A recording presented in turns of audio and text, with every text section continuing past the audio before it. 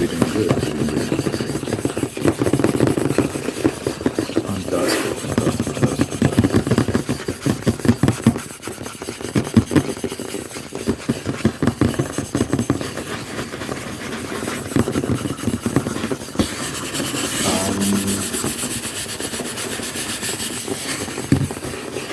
disclaimer. Today I want to talk about, at least in part, it might move on to another topic, but traditional relationships. So for those who get upset about that sort of stuff, yeah, just know that that's what I'm talking about.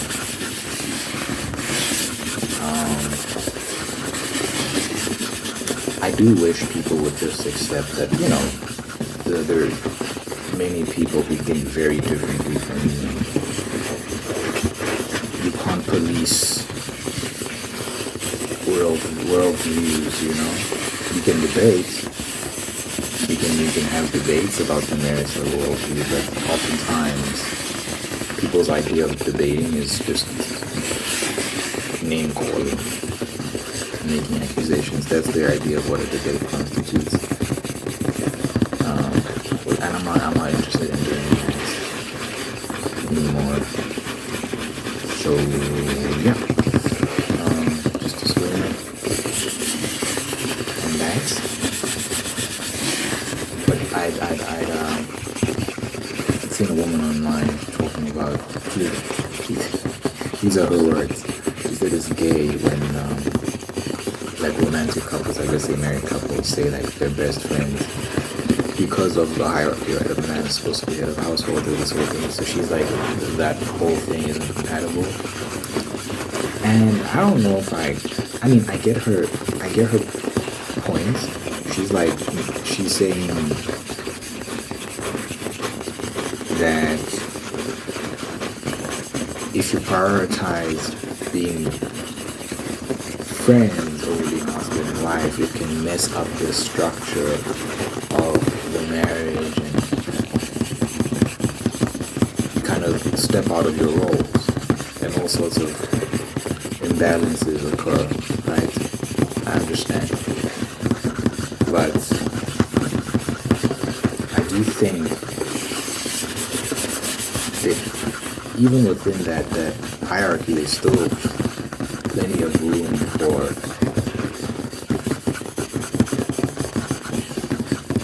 the sort of affection one would have towards a friend. You know what I'm saying? Like, I'm not married, so it's really hard to say. It's hard to say because I'm not married, but when I conceptualize my ideal relationship, yes, I want to be able to lead my family. I want to be able to take on that responsibility and do so efficiently. But at the same time, I think about the sort of conversations I want to have with my wife. I think about the time I want to spend with her, the things we do during that time, all these sort of things. And there's no other way I can categorize that other than the best friendship I can imagine,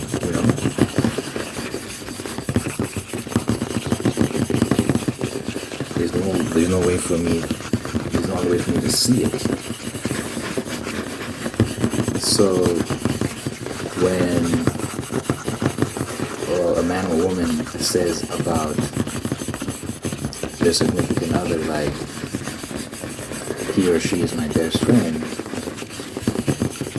what else do they mean other than this is the person I trust the most, I talk to the most, I enjoy spending my time with the most, like, I just really like being around this person. What else does that mean? I understand how it can go left, because sometimes people want to play this equality game where, usually in the case of a woman, it's like, you can't tell me what to do, no, no, no, no, no, no, no, no, all this sort of stuff. And the man loses all authority because, yeah, they're equals, right? In reality, in a traditional marriage, again, if this is not your worldview, that's cool, but I don't know, hold on, if this is not your worldview, it's okay.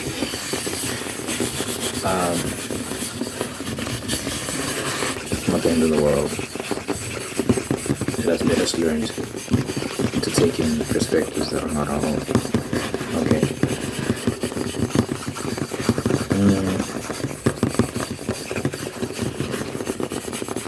He loses all authority when things get too buddy-buddy. In a traditional marriage, the man is on top. He has the final say on many matters. The question people have sometimes is, how do you know your rights? So when you say things like men should lead their own, like, what if he's wrong? What if he's this? What if he's that?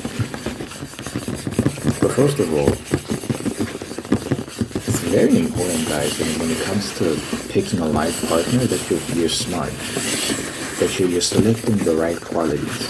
The issue with a lot of people today when they're dating, they look for all the wrong things. They don't look for signals of good character. They look for things like, can I have fun with this person on the weekends?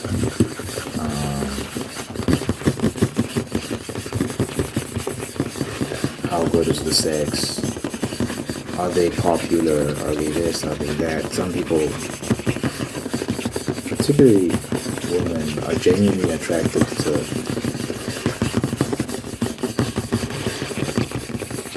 I guess the colloquial term is bad boys, right? And I've heard people talk about the psychology behind that and why people might be attracted to the guys that are like notorious or constantly getting into trouble or just have a very loose relationship with law and order. Let's put it that way. Because that signals that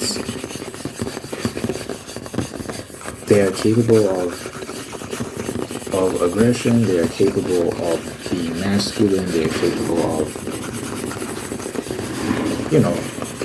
not just falling in line and being a yes man and being cute and cuddly all the time, but there is something attractive. Yeah, there's something attractive about that for sure, but I think the mistake is just selecting for that quality and that quality alone. That could be very dangerous because that person might not be able to regulate that. They're constantly aggressive. They're constantly disagreeable.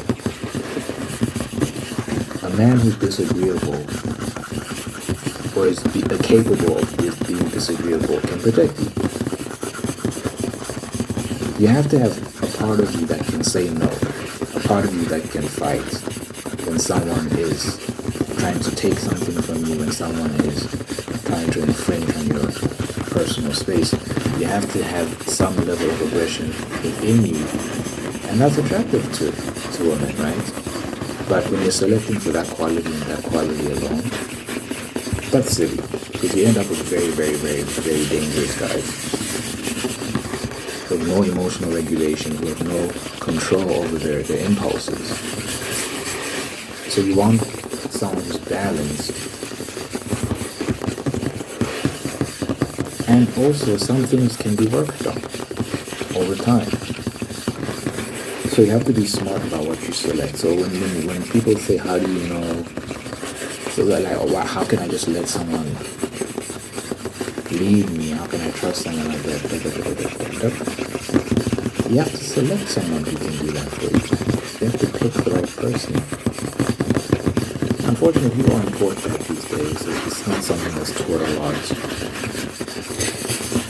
And I think women want that. Because even the ones that think they disagree, naturally, like disagree with the traditional worldview about relationships, they naturally fall into these roles anyway. They'll have a lot to say and all this sort of stuff, but then when the time comes, they submit. They find the right guy and immediately, I've seen it, guys, I've seen it. I've experienced it. I've actually experienced it. And it's little things. It's not always obvious, right? Like big obvious. But it's like little things that when you're going out, she's letting you take the charge. She's letting you pick where you're gonna go, all these sort of things. She wants to go there, but then you're like, nah, let's go here instead. She's like, okay, we'll go there, all these sort of things. Like there's little, like where she's just willing to, whereas with other guys, she might pipe up, she might have a word or two to say.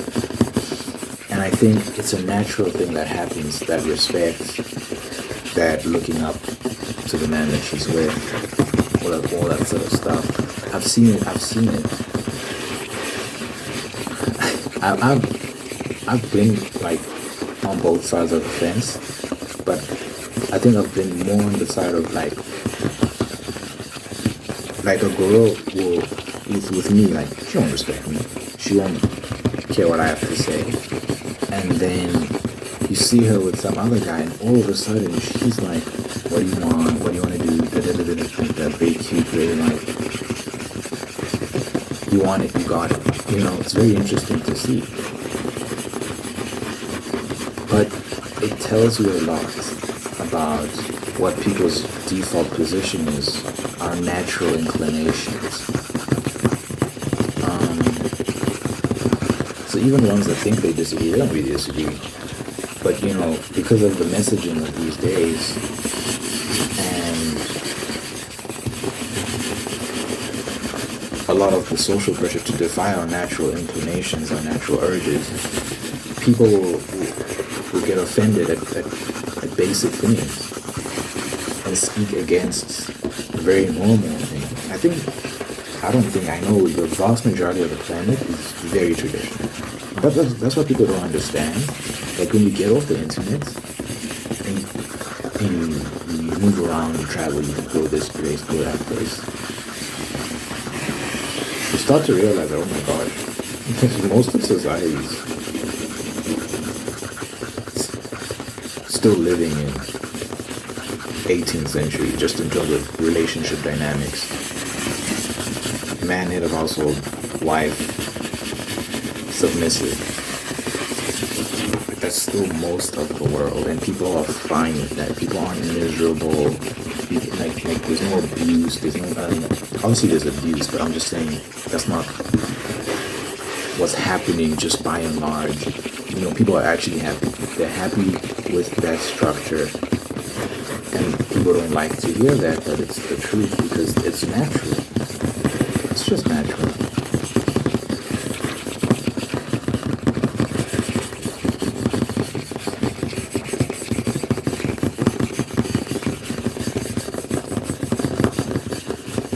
As I was describing just now how I've been in positions where I'm with girls that clearly they might like me, but they don't respect me enough to submit and all these sort of things. I've been in several situations like that.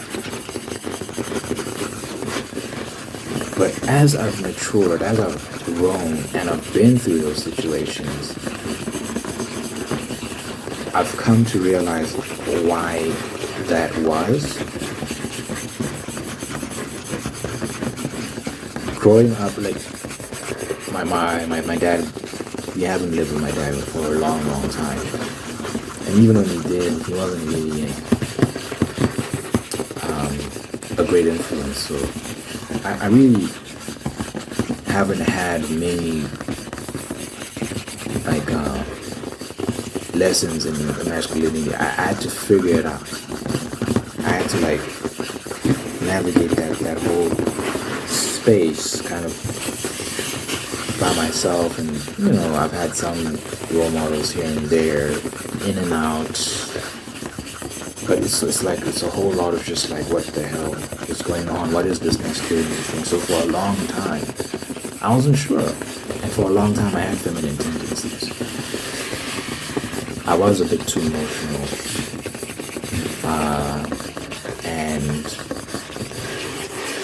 I just acted in ways that weren't attractive to most girls. And again, and here's the thing that I learned. So, a girl might claim to be feminist and this and that and super progressive. Girls will say men need to cry more and all these sort of things. Men need to share more. Men need to be more vulnerable. Men need to be this more. I think there's a genuine disgust. There's a genuine aversion to those things that they claim that they want. Because when men start doing a lot of those things, now I've never cried in front of a girl. I've never.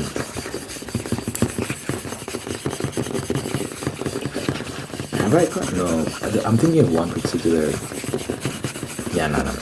I didn't cry, but I was very down. I remember video calling this girl, and I was going through something. This is like 2021. I was going through something, and I called her, and I was just pouring my heart out.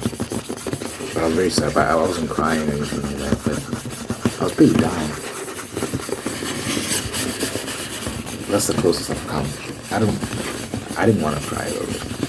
But that's like the most vulnerable I think I've ever been in front of a girl before.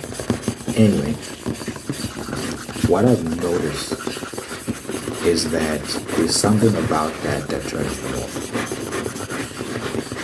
You're supposed to be strong. You're supposed to be on top of your shit, Obviously, there's room for vulnerability and coming to a girl that you care about and she cares about you, and you can talk things out and all these sort of things. Yes, there's room for that, but if you want to be the head of your household, you have to be strong. You have to be able to lead the others and take on a lot of burdens that they might not be able to take on, and so on and so forth. So I think naturally these girls call for these things, not realizing that they don't want these things. Not really. And when I started realizing that they don't want these things, and also it wasn't good for me, I didn't like being emotional, I didn't like being feminine in many ways. When I started integrating myself within my masculinity and really figuring things out, I started to notice that I was having an easier time with girls. And it can be scary because at this feminist age, when you speak out about these things and you let your stance be known, like, I'm not a feminist, I want to be able to lead my household, and I believe men should have authority, all these sort of things. You think, like, in the real world, obviously the internet is a different story, but in the real world, you think that the girls will be like, oh. But actually, the exact opposite is true, because I think there's a genuine yearning for, like, masculine men who are traditional and all these sort of things. I think girls really want that, and it's hard to find. And it's just interesting to see how quickly they're willing to submit, to be honest, just being frank. Even older women. Even older. I'm 24. I've seen it. Girls that are significantly older than me, you'll be surprised, man. I was having this conversation with a girl, like, at a certain point, age, like, as we grow up, as we become adults, at a certain point, age it really does just become a number. Like,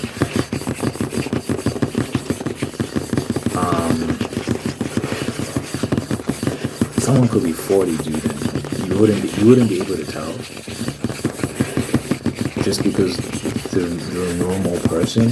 You never get it figured out, like, oh, I'm zen and super mature and I'm just like this sage now. No, that's not the case. yeah, you can continue to progress in terms of your maturity and all these sort of things. A lot of the time, a lot of people are still trying to figure things out, and we're all kind of like deers in headlights, you know. Like this life thing is complicated. So I've seen even with older women, that dynamic, that masculine and feminine dynamic still exists. Like I don't fall into a submissive role because I'm younger. I find that even with the older ones, I can still take that front position, that leading role, very naturally. It doesn't feel out of place. It doesn't feel awkward. Because I just feel like that's the way we're designed. That's the way it's meant to happen.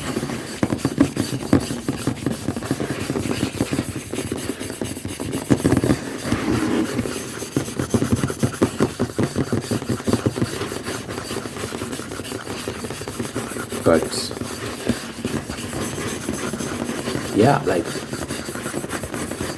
when I really started to lean into my masculine side, which is what like that's my default natural position, and it took me a while to realize that and embrace that.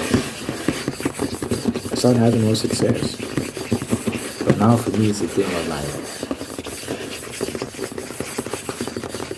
finding the right person. There's a girl I like. She's attractive and all these sort of things. And I think, I mean, look, we have good conversations. Our conversations are good. They're substantive. They really are. And it's just that we disagree on so much. But we respect it.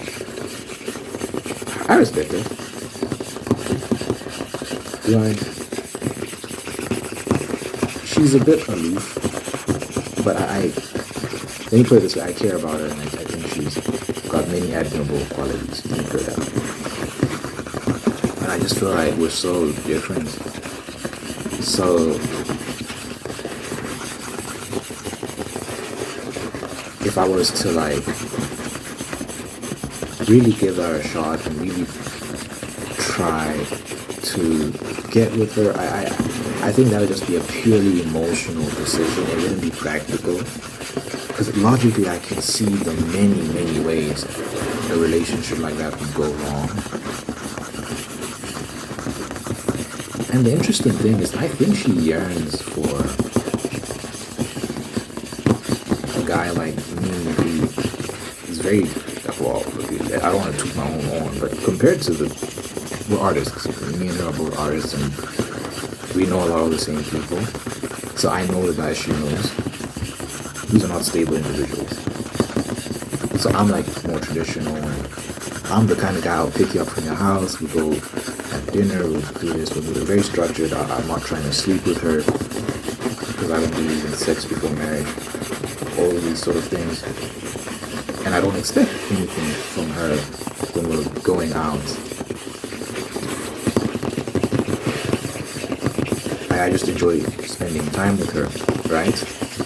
Compare that to some of these other guys who might expect sex and might make advances and are drinking and smoking and taking drugs and doing this and doing that. I think she does get tired of it.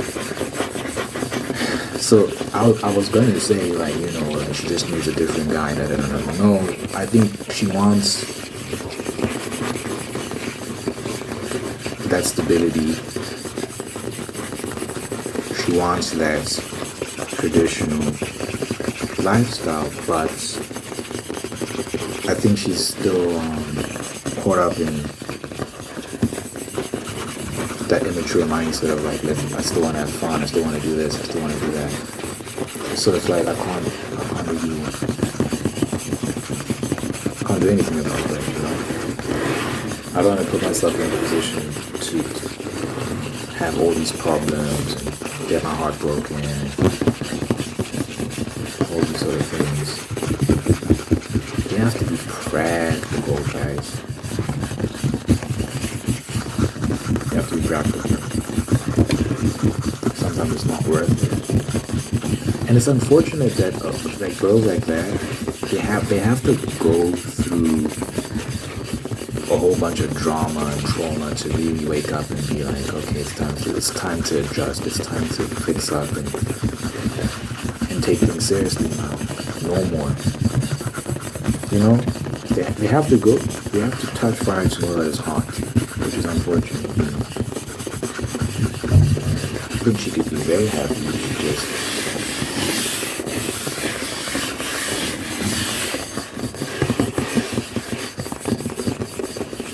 embraced God, embraced tradition. She would find that life is so much easier and pleasurable. Because the idea is that if she just obeys her base desires, she's gonna have no fun in life and all these other things. But that's not actually what happens. What happens is that you become a slave to your impulses and instincts, and there's so much drama that you get into and all these other things. Like, yeah, man, the stories you hear about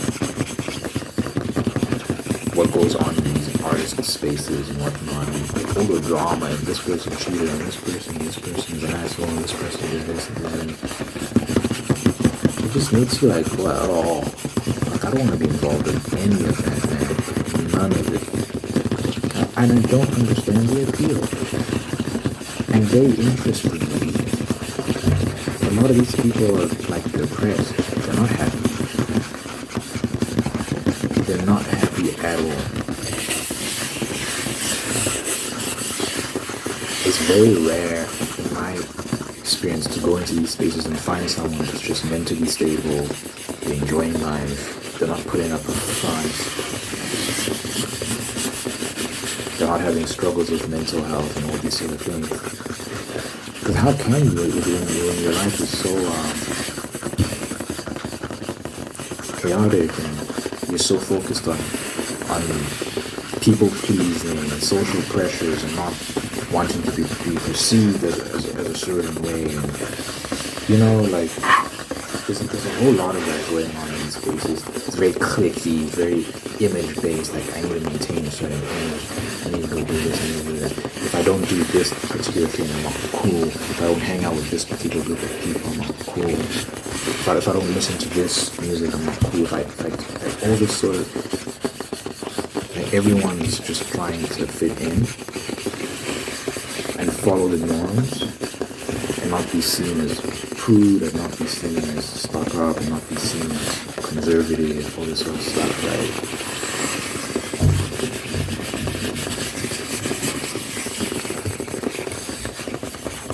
And the result is that a lot of people are just not happy. Interesting, right?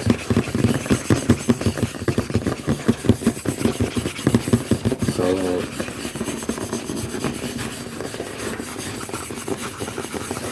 I'm waiting.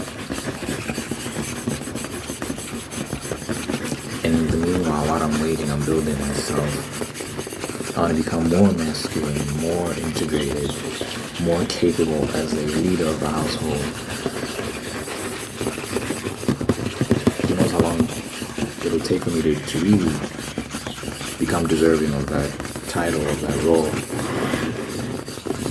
But I always tell myself, I just need one woman, to agree. I'm not trying to date the whole world, you know. I mean, the whole female population. I just need one. And if I build myself and I really become the best version of myself, and I really do think I can get there. So that's my goal in life. That's the thing I look forward to the most, is getting married, having children, and all this sort of stuff. I don't think there's a worthy of pursuits. I really don't. There's a whole bunch of things I want to do besides getting married and having kids, of course. And I think that's the best thing. I think that's the being happiest by far. Not even close. Can't wait to have kids, man. So yeah, let me know what you should think in the comments. Communicate.